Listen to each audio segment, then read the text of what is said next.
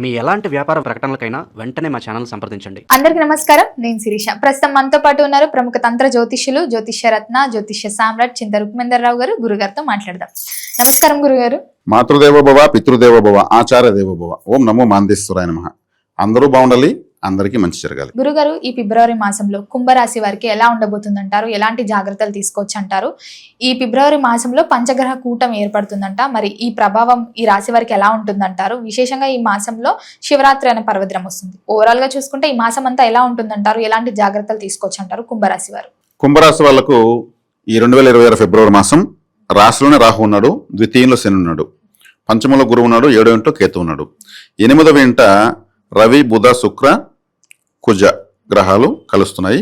ఒక 2 డేస్ పాటు చంద్రుడు వాళ్ళని చూస్తాడు. కాబట్టి పంచగ్రహ కూటమి అనేది 10వ స్థానంలో ఉంది. అంటే మామూలుగా రాహు జన్మలో ఉంటే ఏమంటే, రాహు అంటే బ్లఫ్ మాస్టర్. బ్లఫ్ మాస్టర్ అంటే ఏమి? తిమ్మిన బొమ్మని చేసేటువంటి ప్లానెట్ అనమాట. అంకే మారే అంటారు. అంకే మారే అంటే 6 ఇలా పెడితే 6, దాన్ని ఇలా తిప్పిస్తే 9, అవసరాన్ని బట్టి 9గా చూపించాలంటే 9 చూపిస్తాడు, 6గా చూపించి 6గా చూపిస్తాడు. 0 ఇటువైపు వేస్తే 10, దాన్ని ఏ పక్క వేస్తే 1. అంటే ఇవన్నీ చేసేదంతా ఈ అంకె మారాలు, ఇవన్నీ ఈ మెహర్బానీలంతా చేసేదంతా రాహువే చేస్తాడు. అందుకే ఈ అమ్యూజ్మెంట్ పార్క్స్, ఈ బెట్టింగ్ గేమ్స్, కొన్ని చోట అంతా కూడా ఏదో చక్రాలు తిరుగుతూ ఉంటాయి, ఏదో తుండ్లంతా వేస్తూ ఉంటారు. అయ్యో జస్ట్ మిస్ అయింది, లేదంటే నాకు ఒక కప్పు వచ్చి అంటుంటారు. ఆ గేమ్స్ అంతా రాహువే. అంటే కలియుగంలో పలు రకాల మల్టిపుల్ చీటింగ్స్, మోసాలంతా కూడా రాహువే. ఎక్కడ ఏదున్నా సరే ఆ రాహు జన్మలో ఉన్నాడు. కాబట్టి వీళ్ళు కేర్ఫుల్గా ఉండాలి. ఒకటి కేర్ఫుల్గా అంటే, వీళ్ళు రాహు జన్మలో ఉంటే ఏమంటే ఎదుటి వాళ్ళని మోసం చేయాలి, లేదు వీళ్ళు మోసపోవాలి. ఎట తిరిగి వీళ్ళు మోసం చేయకపోతే మోసం పోవాలి. మోసం ద్వారా బెనిఫిట్ అన్న పొందాలి, దాని ద్వారా నష్టం అన్న పోవాలి. అప్పుడే వీళ్ళకు రాహు పనిచేసినట్లే. వ్యయస్థానంలో 4-5 గ్రహాలు కలుస్తున్నాయి. వ్యయస్థానం అంటే ఏమి? పడుకుని నిద్రపోయేటువంటి బెడ్రూము. వ్యయస్థానం అంటే పడుకునే బెడ్రూమే కాదు, హాస్పిటల్ అక్కడ కూడా పనుకుంటాం, శ్మశానము అక్కడ కూడా పనుకుంటాం. శ్మశానానికి వెళ్తే చివరిగా పడుకునేది అక్కడే. హాస్పిటల్ అనారోగ్యంతో పనుకుంటాం, మన బెడ్రూమ్లో ప్రశాంతంగా పడుకుంటాం. కాబట్టి ఇప్పుడు వ్యయస్థానంలో 5 గ్రహాలు ఉండడం వల్ల వీళ్ళకు అనారోగ్యం చేసిన అవకాశం ఉంది. ప్రశాంతమైన నిద్ర కోల్పోతారు. ఈ నిద్ర కోల్పోతారు. జన్మలో రాహు ఉన్నాడు కాబట్టి జన్మలో రాహు ఏం చేస్తాడు? గందరగోళం చేస్తూ ఉంటాడు.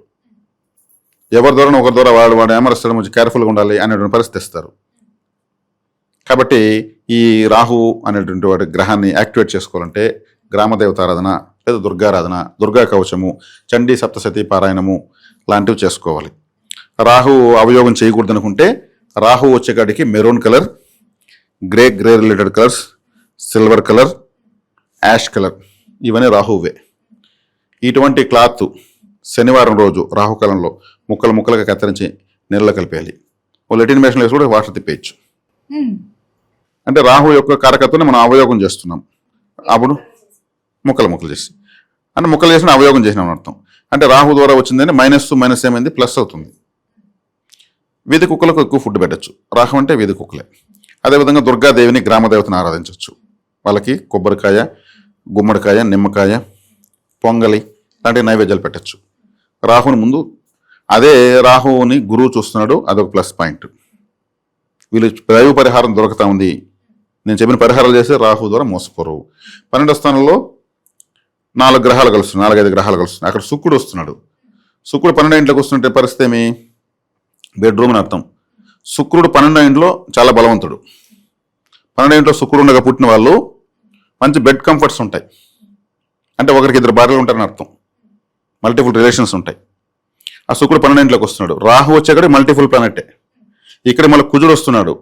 కుజుడు శుక్రుడు కలిస్తే గ్రహ యుద్ధము, భార్యాభర్తలని అర్థం. భార్యాభర్తలు ఎక్కడ గొడవలు వస్తాయి? ఎక్కువగా బెడ్రూమ్లోనే వస్తాయి. ఆడే గొడవలు పడుతుంటారు. కాబట్టి వీళ్ళు ఏం చేయాలంటే, రవి కూడా అక్కడికే వస్తున్నాడు, సప్తమాధిపతి భార్య స్థానాధిపతి. కుజుడు ఆడవాళ్ళకి భర్త కారకుడు, శుక్రుడు బొంగవాళ్ళకి భార్య కారకుడు. మరి ఈ రాశికి పంచమాధిపతి బుధుడు కూడా అక్కడికి వస్తున్నాడు. ఇప్పుడు ఏం చేయాలి? కన్ఫ్యూజన్స్ ఎక్కువ. జన్మలో రాకున్నాడు. అప్పుడు ఏం చేయాలంటే, బెడ్రూమ్లో డైలీ ఒక కొబ్బరికాయ కొట్టి కింద బెడ్రూమ్ కింద పెట్టడం మంచిది, కుంకుమ జలేసి బెడ్ కింద. అలా చేస్తూ ఉంటే వాళ్ళకు గొడవలు వచ్చినా సమస్య వచ్చినా సాల్వ్ చేసుకుంటారు, సాల్వ్ అవుతుంది. అంటే అక్కడ నెగటివ్ వస్తూ ఉందని అర్థం. బెడ్రూమ్లో ఆ కొబ్బరికాయ కూడా డైలీ ఎంత ఖర్చు అవుతుంది? 20 రూపాయల 30 రూపాయల.